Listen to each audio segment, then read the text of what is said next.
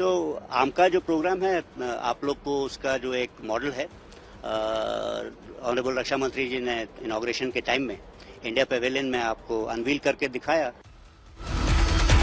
मेरे हिसाब से अगर हम डेफ एक्सपो करें तो ऐसी जगह करनी चाहिए जहां पे हम उसकी कैपेबिलिटी को दर्शा सके, ना कि सिर्फ स्टैंड में।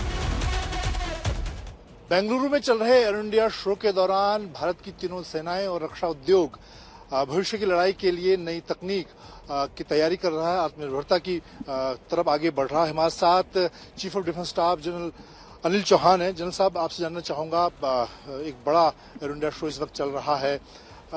एक बड़ी बात जो सामने दिख रही है कि चीन ने अपना 6th जनरेशन फाइटर एयरक्राफ्ट उतार दिया है। हमारी क्या तैयारी, हम अपनी तैयारी को कैसे देखते हैं इसके मुकाबले?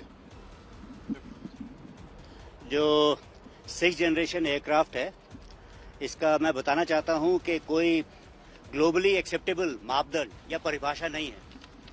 कोई भी हवाई जहाज जो 5th जनरेशन है, उसकी अगर छोटी सी कैपेबिलिटी ज्यादा हो जाए तो हम उसे 6th जनरेशन नहीं कह सकते। मेरे हिसाब से सबसे बड़ी काबिलियत जो 6th जनरेशन एयरक्राफ्ट में होनी चाहिए वो मैन अनमैन टीमिंग है। मतलब एक 6th जनरेशन एयरक्राफ्ट जो है वो एक तरह से flying command and control centre है, जिसके द्वारा वो 2 या और हवाई जहाजों को कंट्रोल कर सकता है, एरियल प्लेटफॉर्म्स।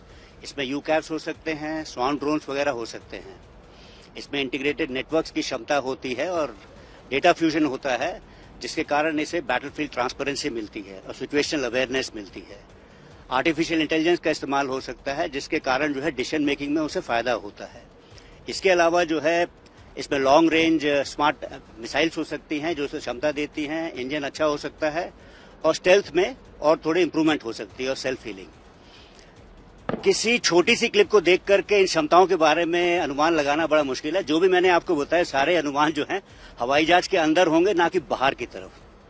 काफी सारे देश जो हैं 6th जनरेशन एयरक्राफ्ट बनाने की कोशिश में हैं। आपको पता है 2 या 3 कंसोर्शियम्स हैं जो बना रहे हैं।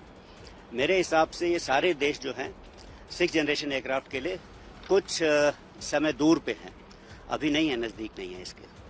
हम अपनी तैयारी को कैसे देखते हैं इस दिशा में, अगर हम अपने एमका की बात करें या फ्यूचर की जो तैयारियों की बात?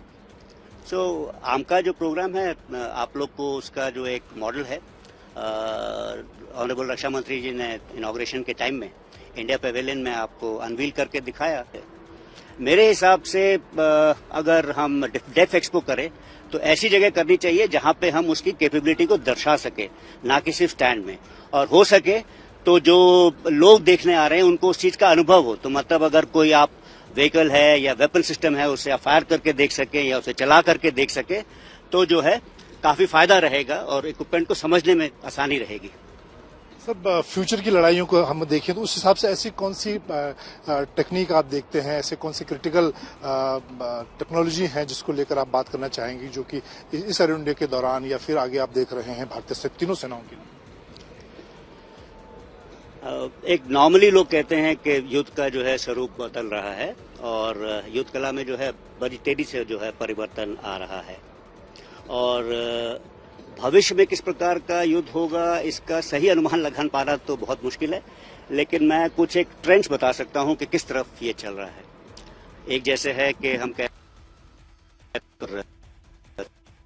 प्रभाव बढ़ेगा काइनेटिक और कॉन्टैक्ट की जगह। दूसरा कह रहे हैं कि वॉरफेयर जो है डिजिटाइज्ड होगा, नेटवर्क होगा, इंटेलिजेंट होगा और मल्टी डोमेन होगा। इसमें जो है काफ़ी सारी टेक्नोलॉजीज इन्वॉल्व होती हैं, जैसे कि डेटा फ्यूजन है, आर्टिफिशियल इंटेलिजेंस है, हाइपरसोनिक्स है। तो ये सारी टेक्नोलॉजीज का समन्वय जो है मिलकर के जो है आपको फ्यूचर की लड़ाई में सफलता हासिल करने में मदद करेगा। तो इसके लिए 2 चीज़ें जरूरी हैं। एक तो सही सोच, मतलब ये सोचना है कि किस प्रकार से भविष्य की लड़ाई होगी, और दूसरी जो है सही दिशा। तो सोच के लिए आपको पता है हमने एक फ्यूचर वॉरफेयर कोर्स शुरू किया था, फिर एक हम फ्यूचर ऑपरेशन एनालिसिस ग्रुप बनाने की कोशिश कर रहे हैं, उसकी स्थापना करेंगे। एक उसका रूपरेखा जो है हम बना रहे हैं और इसके अलावा जो है सही दिशा, मतलब जैसे हो सकता है आज शाम को रक्षा मंत्री जी एक रिलीज करें डॉक्यूमेंट जो हमारी एमडीओ और नेट सेंट्रिक वॉरफेयर में किस तरह से हमारा रोड मैप रहेगा उसके बारे में है। फिर एक आखिरी सवाल, आपको लगता है कि भविष्य की जो लड़ाइयां हैं उसको देखते हुए हमें आत्मनिर्भरता की तरफ आगे बढ़ना चाहिए, चाहे हमें रूस यूक्रेन युद्ध का हमारा अनुभव हो, उस हिसाब से हमें तीनों सेनाओं को मेक इन इंडिया की तरफ ज्यादा जोर देना चाहिए? एब्सोल्युटली, उसमें तो कोई शक नहीं है। मतलब अगर हमें अपनी स्ट्रैटेजिक ऑटोनॉमी रिटेन करनी है तो आत्मनिर्भरता के ऊपर जोर देना पड़ेगा।